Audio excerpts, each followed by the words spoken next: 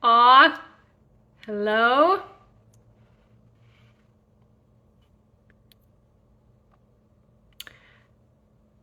So I am doing another little live stream and maybe someone will want to listen to me. Townhouse therapy. Hey, what's up?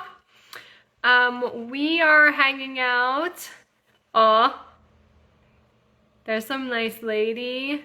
Insta Beacon. Oh my gosh, we love Beacon. We're gonna talk a little bit about Beacon today. We're doing a little live stream today, market update. The last couple weeks I've been talking about other listings, what's going on in the market.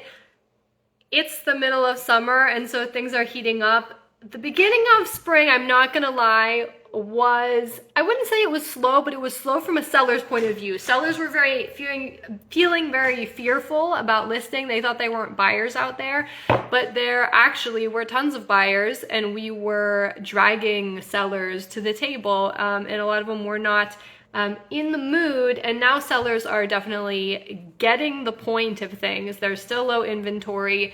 It's been a really beautiful spring and everyone is excited about Castle Pay. Hey, what's up? Everybody is excited to be like in the game. So I'm gonna give a sneaky preview of some houses. I can't name the addresses because of our license regulation stuff, but I wanted to tell some of my like lovely people who are going to watch a live stream about some really cool houses that are coming up in the city of Newburgh and in Beacon also as well. So there is a really cool mansion style 2-family house on Grand Street that we are going to be listing very soon. It is a triplex with tons of historical details, very cool. We have done a sneak preview video that you can see in our video reels with a garden apartment on the lower side. This home is very interesting because it has a super big lot. Big to the point where I have not investigated this with the bulk area requirements in the City of Newburgh code, but if I had to hazard a guess, I would say that you could put some kind of auxiliary structure back there, and or certainly a glamping tent. I have a massive glamping tent.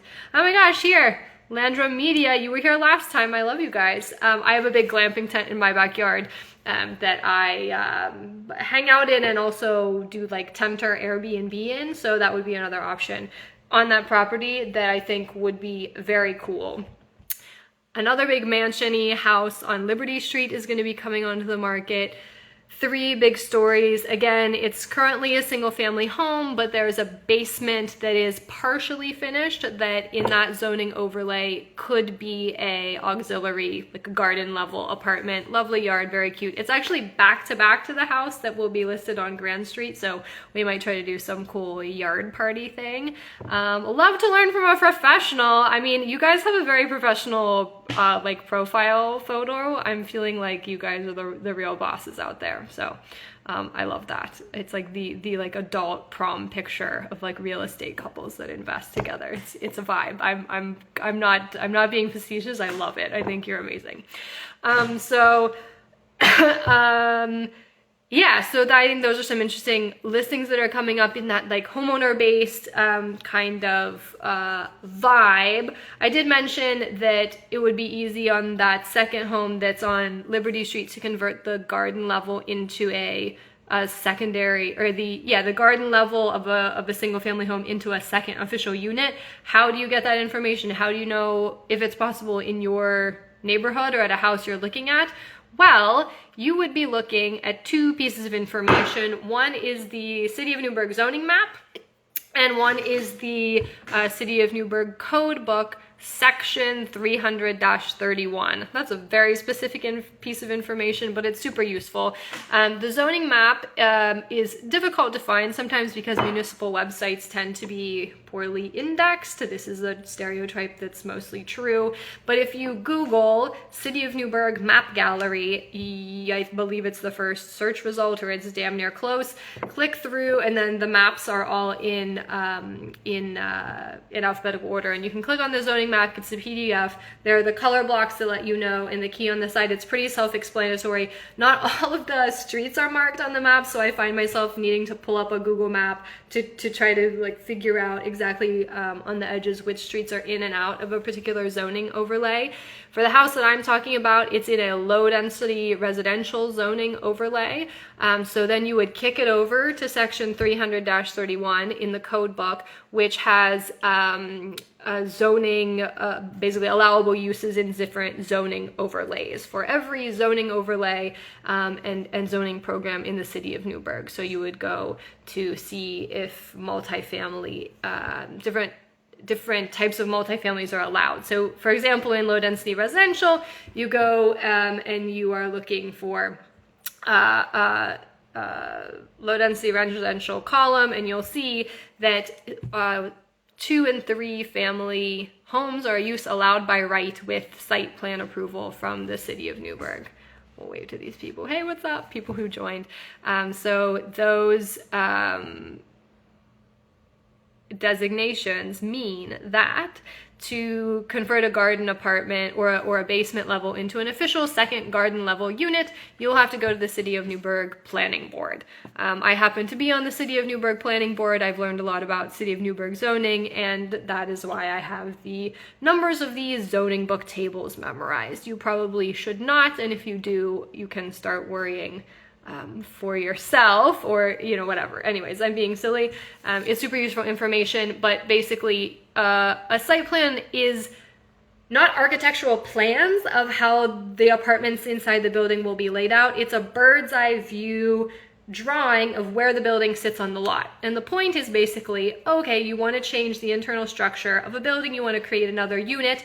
To do that, do you need to build a massive extension onto the building that brings it too close to somebody else's lot line, builds up too high in a way that obstructs someone else's view in a way that's not allowed by the code, etc., etc.? So if you are basically just breaking up a building internally, taking a single family into a multi-unit without building any extensions, the site plan will show no change. And so as a matter of course, if you are doing what you need to do in terms of paperwork, for the time anyways that I've sat on the planning board, I have not seen one of those applications be denied. There's really not a substantive reason why planning board could require that. That being said, they will troll you in, and I will too, on certain things like a streetscape improvements that the city is really pushing for, I think for good reason. So like things like tree planting, exterior lighting, making sure the sidewalks are smooth and undamaged so that people can walk on them without falling and push a stroller and whatever, blah blah blah, have ADA accessibility.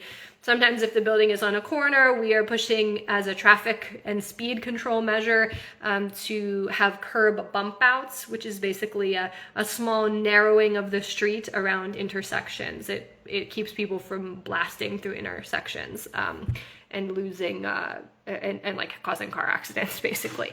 So that's like a small diversion about that particular house and the possibility to split a large single family into a multi-unit. Piggybacking on that, there is another listing that will be coming up in the Heights that we have that is a big fixer with a river view. It's on a little tiny block that's very inconspicuous. It's not Bayview Terrace, but it still has a river view. And it's a really, really great house that was inhabited by a great family, and one of the members was a bit of a hoarder for many, many years. So that house has been cleaned out, it's been mucked out. It's a single family, but it had been used as a multifamily in the past, and it's a big fixer. The roof is shaky, all the surfaces need to be updated, but it is absolutely, oh my gosh, Maddie Holt, are you the Maddie Holt that we know and love? I'm gonna wave to you. But it's a great house that would be a super fun project, and I'm really inspired by that upcoming listing. Another fixer we have coming up will be on Chambers Street. And that one, there's so much happening on Chambers and Lander. That one could also be a multi-unit, again, referring to the zoning overlays, section 300-31, that whole jam. It applies over there. Again, use allowed by right with site plan approval from City of Newburgh Planning Board. So you have to jump some paperwork hoops, but it is a totally doable thing. Two more things that we have. This is like for everybody who's joined a little bit later. I've spent a couple weeks of market updates talking about buildings that are on the market, talking about my listings, other people's listings, sharing the love, you know, taking a broad overview.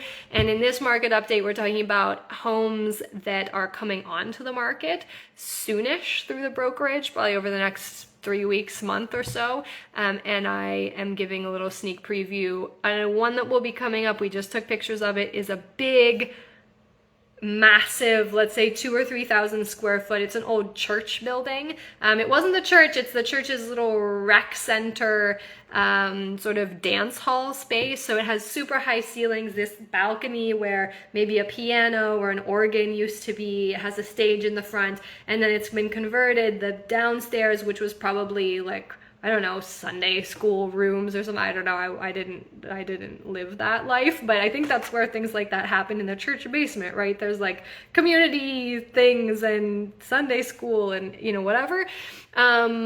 I think that was happening down there and has been converted into an apartment-like space. There's a kitchen, a couple bathrooms, a room that's divided off that's more private, and then a space that's more public. So it is an amazing building that could be a living space. It could be converted into a really cool house, and then the upstairs of your house is just this massive, you know, like interesting space. Right now it's still zoned commercial, so it gives a lot of space for someone to have it as a workspace, and then you just have a break room kitchen downstairs, something like that. And I am like, wait till you see the photos. It's amazing. The owner has these like fabulous red curtains up over the windows, and it looks very 100% vibed out. So that's great. And then the final one that I want to talk about is a house in Beacon. We don't do too many Beacon listings, but there's a really cool 2-family house. I can't say the address because these are all sneak previews because of how our licensure and regulations and stuff and early advertising works, but it's a dope house over by Dogwood in Beacon. It's a great walkable neighborhood that I was shocked. I mean, Beacon is always just crazy. Newburgh, I see it in process, so I'm less shocked, you know, driving down Lander Street and all the houses are fixed. But over in Beacon, I was on this block, and I think it was pretty shocking, the transformation that has been happening in that neighborhood. And this house is part of it. The owners are really great. They've been renovating it. I think they're just moving on to greener pastures from an investment point of view, and they have great tenants, so it is all very exciting stuff. So that is the update that I wanted to give for the market, just from my perspective. I think people are coming to me a lot and saying, what's going on in the market, what's happening. I'm still seeing buyers. I'm busy. I'm going around. I know from my friends in commercial lending, like hardcore commercial lending is like they're eating it right now in that $5 to $10 million commercial property space. Large investment properties are trading pretty gosh darn slowly, and there's some hesitation to get into those big projects. But on the level of homeowner, on the level of small investor, on the level of getting your feet wet to do renovations, there is a lot of interest. And I think lender, as long as you are being responsible with your money and not getting in over your head, there are a lot of lenders out there who are very excited to lend to you because they're sweating it as their clientele has shrunken down. So it's an interesting time where if you know your boundaries and you're working with an honest lender, you can get a lot of personalized service. And I'm always happy to give lender recommendations. I don't know everybody, but I know some people who I know are, you know, working in an ethical way and doing a good job and communicating really well to people who need help, just figuring out how to make a purchase or an investment work. So that is my market update. If anybody has any questions, shoot me a little message. We will also edit this live video and post it as a regular video, and I will splice in some sneak photos of the buildings that we're talking about, and yeah, like we're gonna have them listed soon at any rate, so you won't be missing out. But yeah, thanks everybody, and I really appreciate the love that you give me, and yeah, like that we get to hang out like this. So any questions, let me know, and I will talk to you soon. Bye.